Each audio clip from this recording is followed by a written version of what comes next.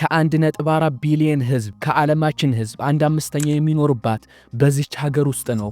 ድሮ የታመመችው ኤሲያ ትባል የነበረች ሀገር ዛሬ አሜሪካን የምታንቀጠቅጥ ሀያል ሀገር ሆናለች። የምንበላው የምንይዘው ስልክና በቤታችን ያሉ ብዙ ዕቃዎች ላይ ሜድ ኢን ቻይና የሚል ጽሑፍ አለው። አዎ ስለ ቻይና ነው የማወራው። ቻይና እንዲህ በአጭር ጊዜ ከከፋ ድህነት ወጥታ የዓለም ፋብሪካ ልትሆን ቻለች። ታላቁ ግንብ እንዴት ተሰራ? ቻይናውያን በእርግጥ ሁሉንም ነገር ይበላሉ? እንዲሁም ከኢትዮጵያና ከአፍሪካ ጋር ያላትን ግንኙነት ምን ይመስላል? በዚህ ቪዲዮ ስለዚች የድራጎን ምድር አስገራሚ ታሪክ፣ ባህልና ቴክኖሎጂ ሚስጥሮች እንመለከታለን። እስከ መጨረሻው ድረስ አብራችሁን ቆዩ። የቻይና ታሪክ የሚጀምረው ከ4000 ዓመታት በላይ ወደ ኋላ ይሄዳል። ወረቀት፣ ባሩድ፣ ኮምፓስ እና የህትመት ማሽን የተፈጠሩበት በጥንታዊ ቻይናውያን ነው። ለዘመናት በንጉሠ ነገሥት ስትተዳደር ቆይታለች። ነገር ግን ዘመናዊዋ ቻይና የተወለደችው እንደ አውሮፓውያን አቆጣጠር በ1949 ነው። በወቅቱ ማኦ ዜድጎን የተባለ መሪ የኮሚኒስቱን ፓርቲን በመምራት ቻይናን ተቆጣጠረ። በወቅቱ ቻይና በጣም ደሃና በረሃብ የምትገረፍ ሀገር ነበረች። ትክክለኛው ለውጥ የመጣው ግን በ1978 ነው። ዴን ሻኦፒንግ የተባለው መሪ ወደ ስልጣን ሲመጡ ድመት ጥቁር ትሁን ነጭ፣ መብላት አይጥ እስከያዘኝ ድረስ ችግር የለውም የሚል ፍልስፍና የቻይናን በሮች ለዓለም ገበያ ከፈተ። በዚህም ምክንያት በ40 ዓመታት ውስጥ ብቻ ከ800 ሚሊዮን በላይ ህዝብ ከድህነት ማውጣት ተቻለ። ይህም በዓለም ታሪክ ታይቶ የማይታወቅ ኢኮኖሚያዊ ተአምር ነው። አሁን ደግሞ አስገራሚውን ኢኮኖሚዋንና ቴክኖሎጂዋን እንይ። ዛሬ ቻይና የዓለም ሁለተኛዋ ትልቅ ኢኮኖሚ ያላት ሀገር ናት። አሜሪካን ለመቅደምም የቀራት ጊዜ በጣም አጭር ነው። እስቲ አንዳንድ እውነታዎችን ልንገራችሁ። መሰረተ ልማቷን እንይ።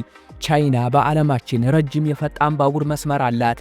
በሰዓት እስከ 400 እና 600 ኪሎ ሜትር የሚጓዝ ባቡሮች በከተማዎቿ ይገኛሉ።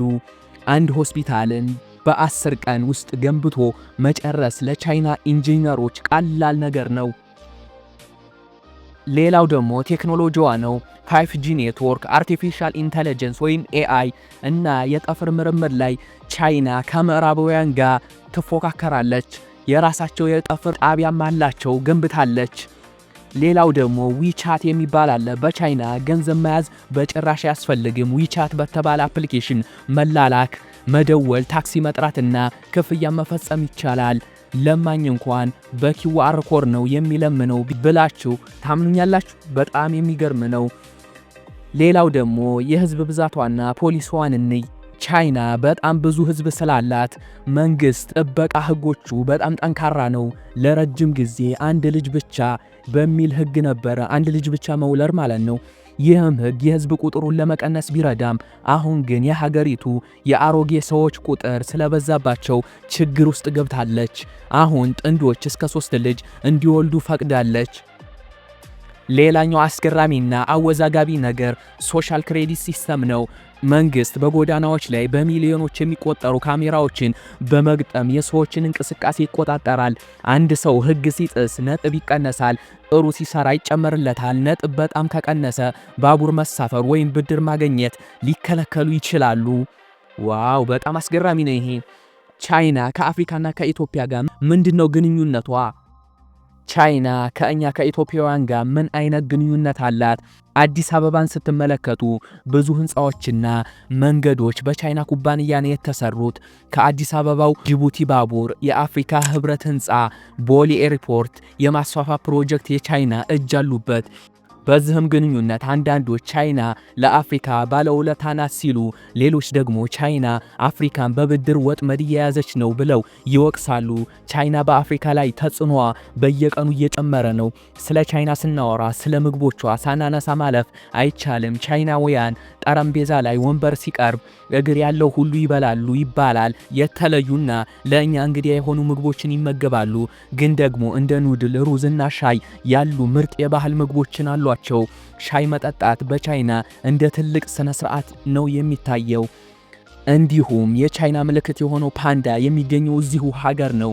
ቻይና ፓንዳዎችን ለሌሎች ሀገራት በስጦታ ወይም በኪራይ በመስጠት ዲፕሎማሲ ግንኙነቷን ትፈጥራለች። ቻይና ከታሪክ መዛግብት ተነስታ ዛሬ ዓለምን በቴክኖሎጂና በኢኮኖሚ እየመራች ያለች ሀገር ናት። ጠንካራ የሥራ ባህል፣ የረቀቀ ፕላንና የህዝብ አንድነት ለዚህ ደረጃ አድርሷታል። ከቻይና ታሪክ እኛ ምን እንማራለን?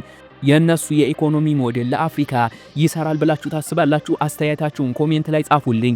ይህም ቪዲዮ ስለ ቻይና አዲስ እውቀት እንደጨመራችሁ ተስፋ አደርጋለሁ። ቪዲዮውንም ላይክ፣ ሼር እና ሰብስክራይብ በማድረግ ቤተሰቡን ተቀላቀሉ። በሌላ ቪዲዮ እስክንገናኝ ድረስ ሰላም ሁኑ።